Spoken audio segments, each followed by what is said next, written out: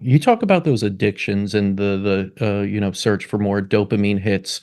Mhm. When I was reading it, it brought up. I read a book, Dopamine Nation, Mhm. that really talked about how much of what we do today is based on that. Let's say a ping in your phone is like, oh, it releases a little bit of dopamine. You want more, and you're always on your phone searching and Mhm. more likes and other things. And of course, we use alcohol, drugs, all these other things that release dopamine, but then we go down, and have that, and it's a negative, unhealthy manner of doing it.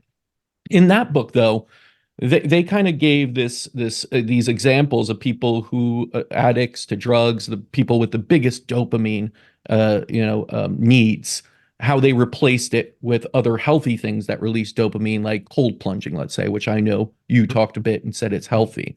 Is that your supposition also? Is that we need to replace the unhealthy with healthy dopamine hits, or do we need to regulate to a point where we're not searching for the dopamine hits constantly? Very good question. So, look at the brain setting off. We're looking for the endorphins, the dopamine, the oxytocin, serotonin. We're looking for these hormones that kind of give us a great mood. We're all looking for that every day, right? So look at it like a dimmer switch in a room, right? A light switch or a music switch, and the higher the dopamine hit, the body gets used to that. One thing you realize, since the subconscious brain's duty is to adapt to whatever you're doing in your life. It has to adapt to survive. So if you're used to getting high dopamine hits, it wants high dopamine hits. So the best thing to do is kind of give it just dopamine hits so your body just gets used to that. And it takes about 4 to 5 weeks to make those habits happen, and the conscious brain will teach the subconscious brain. It usually takes about 4 or 5 weeks to change those habits.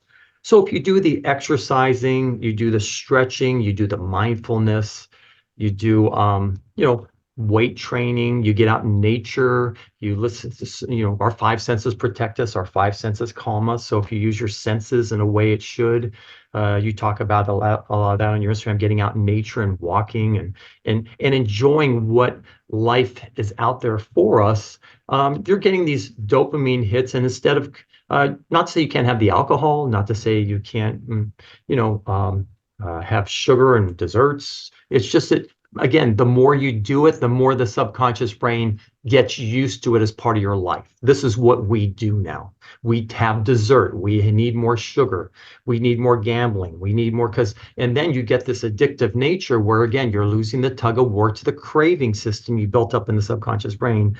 And that's where there's going to be painful results with time. And we'll talk about it a little later on the accountability chapter, which I talked about. It's hard to go through life by yourself to figure that out, because this conscious brain, which I talked about, doesn't really know the difference between fantasy, perception, and imagination.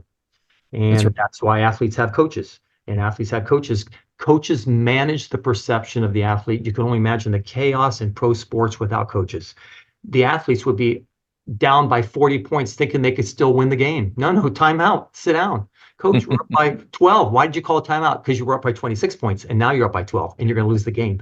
So the question is who manages perception? Who manages our perception? Well, if we do, we're not putting ourselves in a good situation. So we need realistic voices around us to really manage us, to keep us going in the right direction, to manage so we don't get overused with this craving system that wins in our brain. And I would say do these outside activities that are healthy activities, right? Mhm. Stretching, laughter is great. Mhm. News media, probably on a regular basis. If you watch it, you get through all, the brain gets used to that. And that's probably not good because they manage, they put out more stress and anxiety to get you riled up. And then as a result of that, that's not good for your health, which we talked about in that hurricane chapter, the calm Mhm. chapter. Um, and I said, do you mind if I kind of go into that a little bit now? Surely. Yeah. So, and I wanted to think of something that showed stress and anxiety and calm in one photo.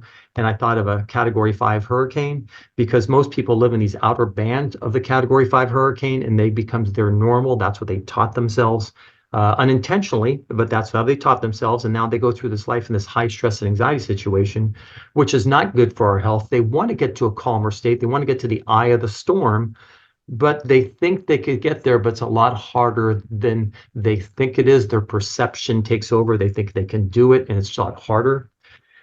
And when people are in pain, they're in this stress and anxiety world, and I see it when they come in, seeing all these thousands of people. What did I learn from them? Well, where they're in stress and anxiety, they talk more. They talk about the same thing. And I had to go to a counselor to learn to listen. Mhm. And you say, listen, as a doctor? Well, yeah, because I knew I could help the person, but I had to acknowledge them. People want to be heard. I had to acknowledge, hey, neck and arm pain. Okay, right arm. Okay, all the way down. I would used to say, let's get you on the table. Let's get you on the table. Let's get you on the table. And people would keep talking about their same condition over and over again because they were the pain level was so high, they wanted to talk it out of themselves. Mm. So I went to the counselor and I said, hey, doc, people aren't hearing what I'm saying to them. I'm trying to get them on the table and they're not listening to me. And he said, well, I see the problem. You're not listening to them. I said, what do you mean? He says, well, people want to be heard. You have to acknowledge people are in the discomfort they're in, make sure they're heard, and they'll go on the table. I started doing that. And now it's more effortless to run a practice because, 2 ears, one mouth, it's better to listen, right? That's what they're there for. So become a good listener and you become more productive. So I've heightened my listening skills. It's what every doctor should do, right? It's kind of Right, the humbleness of not, just giving information, it's taking it in, it's right. absorbing that information, and also that's part of the therapeutic process, is Yes. allowing someone to vent, allowing someone to get that out of them, which we know is part of the emotional pain gets stored in the back and other areas. Yep. And like you mentioned in that common stress section of the book, we deal with so much stress on a daily basis. Sometimes it's just perceived stress that we do upon ourselves, kind of, different levels and see everything as a stressor.